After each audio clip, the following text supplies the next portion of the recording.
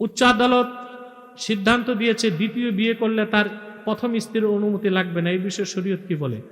আসলে দ্বিতীয় বিয়ের জন্য প্রথম স্ত্রীর অনুমতি শর্ত না, শর্ত এক জায়গায়। একাধিক স্ত্রীকে সমান অধিকার দিতে হবে, সমান সম্মান দিতে হবে, সমান মর্যাদা দিতে হবে।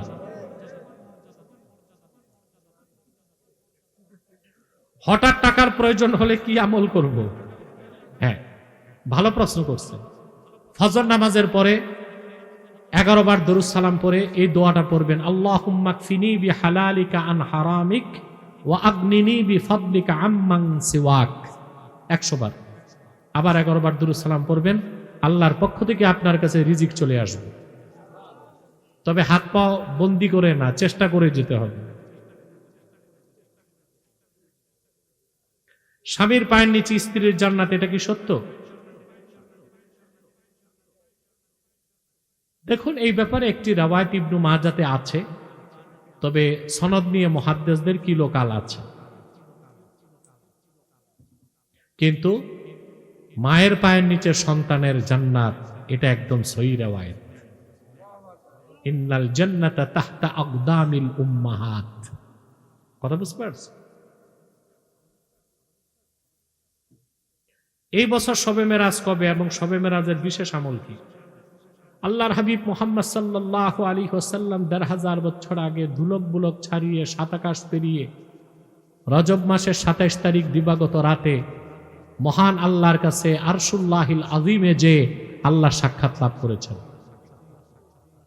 তো প্রতি বছর মেরাজের ২৭ রজব আসলেই ১,৫০০ বছর আগে সেই মেরাজের রাতের কথা মনে করে মুমিনদের আনন্দ লাগে এবং তারা এটাকে মাহফিল করে, দোয়া করে, মিলাদ শরীফ পড়ে, ঠিক না? এতে কোনো সমস্যা নাই। এই বছর হচ্ছে আগামী শুক্রবার।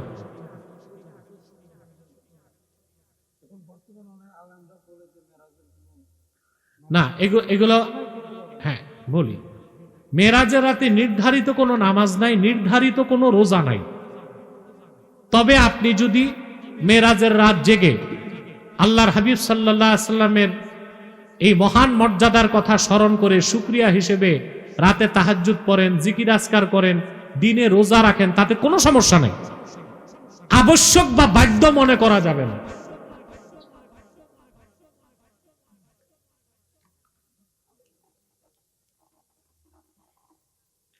দাঁড়িয়ে প্রস্রাব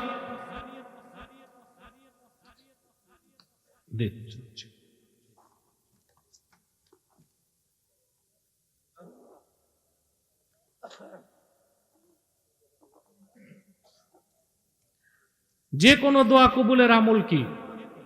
দুইটা জিনিস দোয়া কবুলের জন্য, একটা হচ্ছে আকলুল হালাল আর একটা সিদকুল মাকাল। হালাল খেতে হবে, সত্যবাদী হতে হবে, তাহলে আপনার দোয়া আল্লাহ কবুল করবেন।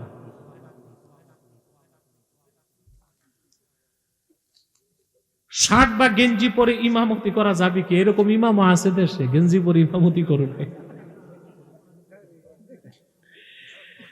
এটাই ইমাম সাহেব নামাজ পড়ার নামাজ হবে, মাকরু হবে। হালাল ভাবে ধনী হওয়ার আমল কি? ওই যে দোয়াটা বলছি আগে। পশ্চিম দিয়ে পা দিয়ে ঘুমানো গুনাহের কাজ কি? এটা মাকরু, কাবা শরীফের তাজিমের খেলাফ। নামাজ পড়তে পড়তে কপালে কালো দাগ পড়ে গেলে সেটা কি নেককার হওয়ার লক্ষণ? অনিচ্ছায় যদি হয় অবশ্যই নেককার হওয়ার লক্ষণ, ভালো। কিন্তু অনেকে আছে সাজদায় যাওয়ার সময় এক ঘষা দেয়, উঠার সময় এক ঘষা দেয়, এটা খারাপ। অনেকে বলে রাস্তায় 10 টাকা পেলে আরো 10 টাকা দিয়ে মসজিদে দান করতে। না, রাস্তায় যেটা কুড়ে পাওয়া যায় এটাকে বলা হয় লুকটা। কি লুকটা? এখন আপনি যদি কুড়ে পান, টাকা হোক, পয়সা হোক, সোনা রূপা হোক, আপনার দায়িত্ব 1 বছর আপনি ঘোষণা দিবেন এইরকম একটা জিনিস পাওয়া গেছে, যার মাল সে নিয়ে যাক। যদি 1 বছরও কেউ না আসে, আপনি গরিব হলে আপনি নিজে তা ব্যবহার করতে পারবেন। আর যদি আপনি ধনী হন তো সেটা মসজিদে দেওয়া যাবে না, গরিবকে দিতে হবে।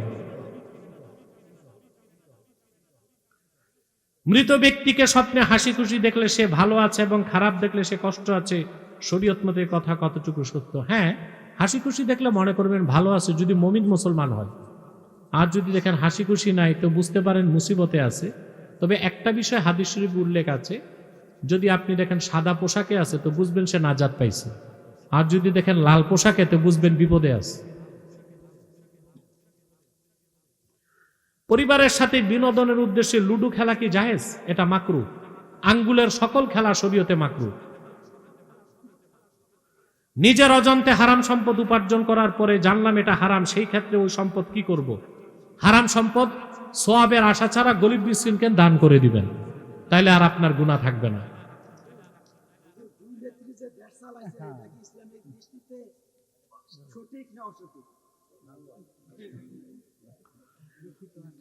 দাঁড়িয়ে প্রস্রাব করার সময় পায়ে প্রস্রাব লাগলে সেখানে নাকি জাহান্নামে চলে যাবে? দেখুন, মাসালাটা ভালো মতো খেয়াল রাখবেন। বিনা কারণে দাঁড়িয়ে প্রস্রাব করা এটা মাকরু, হারাম না, মাকরু, আদবের খেলাফ। আর যদি কোনো ওজর থাকে তাহলে দাঁড়িয়ে পেশাব করলে মাকরুও হবে না। ওজরটা কি রকম? আপনি ভ্রমণে কোথাও যাচ্ছেন, এখন ওই আপনার বাস থামছে কোথাও, কারণ আপনি পেশাব করতে গেলেন কোনো ফিলিং স্টেশনে, বুঝেন না, যে দেখলেন কন্ডাক্টর আর বাসের ড্রাইভাররা পেশাব করে সব জায়গায় ভিজায় রাখছে, কারণ বসতে গেলে আপনার কাপড় নষ্ট হবে, এটা একটা ওজর না? তখন আপনি দাঁড়িয়েই পেশাব করবেন, আপনার গুনাহ হবে না, মাকরুও হবে না। তো দাঁড়িয়ে পেশাব করাটা মাকরু, এটা কি? বিনা কারণে, আদবের খেলাফ। যদি ওজর না থাকে তো বসেই পেশাব করবেন।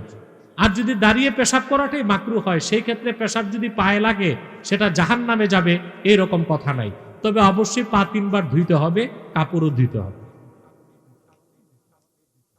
স্বামী মারা গেলে স্ত্রীর সাদা কাপড় পরার নিয়ম কোরআনে আছে কিনা? এহদাদ, আপনাকে স্ত্রীকে শোক পালন করতে হবে 4 মাস 10 দিন। ওই 4 মাস 10 দিন রঙিন কাপড় পরবে না, স্বর্ণালঙ্কার বেশি পরবে না, কথা বুঝতে পারছেন? স্বামীর গাড়ি ছেড়ে সাজসজ্জা করে কোথাও যাবে না।